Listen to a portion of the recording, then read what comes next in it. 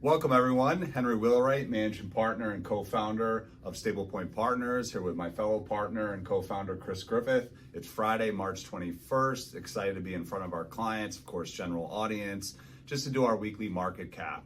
Claire did an excellent job last week. Clients, if you haven't seen it, talked a bit about the volatility we'll touch on this week. But we had two amazing days at the Barron's Independent Conference. Top advisors in the country, some of the leading CEOs of businesses.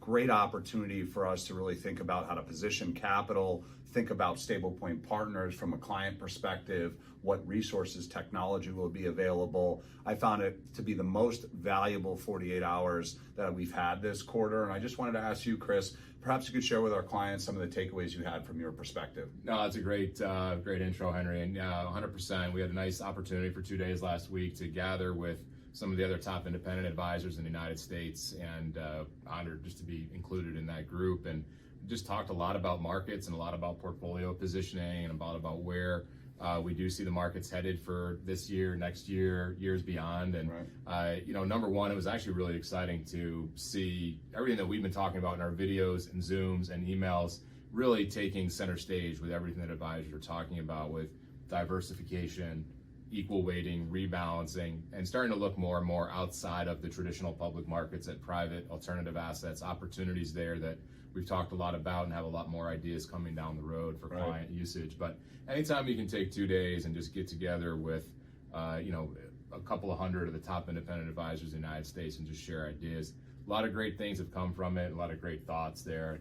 Obviously coming back, this week to the office and being in here, we had a big day on Wednesday with the Federal Reserve announcement where, Chairman Powell had a lot to say there. And I'll send it back to you, Henry. Any thoughts there on Wednesday's Federal Reserve news and what that might mean for clients? And I think I'll address the Fed. I would just reinforce what you said. It was great to build on that confidence that StablePoint's on the right path, that our thoughts and leadership around how we're going to shape client experiences and build a real modern private wealth firm that feels small but has partnerships that have significant worldwide big resources. I mean, that's the vision, and we really felt like we're on path, and quite frankly, we're ahead of some independent firms that have been in business longer than we had. As far as the Fed meeting, the Fed meeting was an important one. We've had a lot of volatility for the obvious reasons.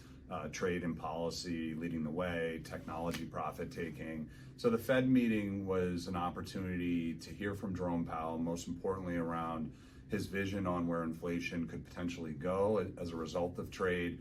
Those numbers were revised up. I think 2.8 was the general forecast, up from the mid twos. You would know the exact number. Markets responded very favorably to a few comments. Number one was that Fed rate cuts are not only still on the table, but he was still supportive of a thesis that within 2025 we would see 2 rate cuts to support the labor market, and talked, I think, holistically, big picture, that it was way too early to determine that they would need to focus more intently on inflation and avoid rate cuts. Or, a few weeks ago, there was Wall Street Journal articles where we see rate hikes. So I think he really cut that narrative out of the picture and talked about supporting the capital markets. And we saw some relief rallies and some really strong risk assets, technology names that have been oversold. I think my second takeaway, and it does dovetail to the Barron's conference, a lot of our breakout sessions with some of the top CEOs talked about their plans for trade, what it really means for top line growth this year. And I think about it today, Nike had some numbers via headline in the media, obviously directly impacted by tariffs and some of the relationships they have within China. Accenture talked about federal implications to contracts related to DOGE efforts. But the majority of CEOs that we talked about talked in a big, very exciting way about AI, talked about strength in the labor market, shifts in demographics, and said, hey, their expectation is that by the second half of the year, trade's not going to be the top story. And we're very optimistic about still the ability to grow earnings, to have strong profit margins, and specific to our industry, just said this is a great opportunity as a private wealth firm to enhance your client experience. We're going to have more tools to develop a broader and deeper value proposition for our clients, and I think clients will be very excited about that. Let me ask you a different question. We have had volatility. Claire touched on it last week. How do you view this sort of mini correction from a perspective on timing historically over our nearly 25 years together, how long do these corrections typically last, and when's the duration to get back whole? No, that's a great question, Henry. And we were joking about it earlier, right? Now that we look back on third decade in practice, 25 years of experience, we've had so many 10% corrections in the market that we've navigated through. But they're never easy, they're never fun, they never feel good, and they always feel different. It's different this time. But traditionally, when we go through these corrections, and a correction by definition is a 10% pullback in the market, which we've got in the S&P 500. Bear market would be a 20% pullback, right? So we're nowhere near there. And year to date, I think the S&P is down 3 or 4%. So no major shifts on that level. But typically, you have a fairly brisk recovery after a 10% correction. And we'll put some notes in the email along with this video too, just on, let's say the last half dozen or so 10% corrections. Where were we 1 month, 3 month, and 6 months later? But typically these are short-lived. And you do get a bounce back in the markets unless it does turn into a longer term bear market or recession, which we aren't forecasting at this point, but we're staying nimble, staying diversified, staying evenly balanced, and we're ready for ugly markets, flat markets, although certainly not our forecast for the next few years. And that was one of the things that I'd add too that we took away from last week was the conversations about 2026, 2027, 2028. Right. Looking out, right? Not the headwinds of tariffs today, but the very, very real implications of positive economic developments next year and the year after as a result of building and manufacturing potentially returning to the United States. Obviously, a lot of mixed feelings about that politically, but when we look at things just purely from the data perspective, there is this potential for tailwind as we head into 2026, 2027. I don't know if you're seeing any of that with what you're reading, Henry, as well. Yeah, no, I thought it was interesting, and I thought the group down, and I'll again applaud Barron's really to try to remove politics, which is incredibly hard to do in today's just narrative and day and age. It's just an emotional time for, I think, many of our clients and many people watching this video.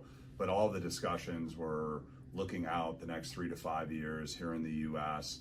I think, this is a time where you're still going to see historic capital expenditures. You're going to see companies that are going to be more productive as a result of technology and AI. And that allows us to have businesses that are really not technology companies maintain strong margins. And if you look at this year, and if you've had a call with us, you might be surprised on how well your portfolio is actually performing in the midst of this volatility. Healthcare stocks have had a very strong year, utility stocks, consumer staple stocks. We've seen publicly traded REITs and private real estate have a strong recovery as well. Those that have allocations to precious metals. I mean, there's just a lot of other areas, international stocks, which have really lagged the U.S. for the last 5 years, have had their best quarter relative to the S&P in 5. So perhaps diversification isn't broken. What we're really trying to reinforce with clients is this is an opportunity for us to be patient, try not to get pulled into the emotional aspects and the uncertainty, which is there. I just think we're gonna have a lot more clarity. We may have a lot more clarity in the next 2 to 3 months, and that will allow us to just guide you and provide the type of counsel. I think lastly, as we try to mirror our experience down in Barron's and what's happening in the markets, talk a little bit about what excites you for clients and what we think we can build at the firm in the next year or two, just to enhance their ability to outperform and just have a unique experience. That's a great question. We'll maybe wrap up on that. But yeah, so many really, really great opportunities coming down the road that we've got that nimbleness and the ability to put in place now around, and we've talked about these before, but in-house, tax counsel, in-house trust and trustee services. The biggest thing probably from an investment perspective is access to the private markets and new ideas, which we hope to have live this summer, the first StablePoint client-only private alternative investments vehicle, probably the first of hopefully many in years to follow. So a lot of really neat things coming down the road, so stay tuned from us there. And as we wrap up, I'll get to the big news, obviously, of the weekend, right? Everyone wants to know what Henry's pick is for March Madness, what he's got in his bracket. Did you survive the first day with any of your Final Four teams left in place, or are you completely out of the run? I'm going to be quite honest. I haven't looked at the StablePoint bracket. Being a New York City guy, there's one team, St. John's, that I'm loyal to. It's not my big pick win. I'll disclose, have Duke. I'm jumping on the bandwagon with Mr. Flag, the #1 pick probably in the NBA, a Maine native. I do have a place in Portland, Maine, so I'm not a huge Dookie, but that's where I'm going. Well, that's what everyone's thinking about this weekend, right? With March Madness for you fans. Enjoy your brackets. Enjoy the start to spring, right? We're officially out of winter now, which is great. And any questions, as you guys all know, reach out to us anytime. It's tax season. You have questions. You have fantastic staff that's working incredibly hard to get things out to accountants and anything else you need. But thank you, as always, for your trust and confidence. Appreciate it. Enjoy your weekend.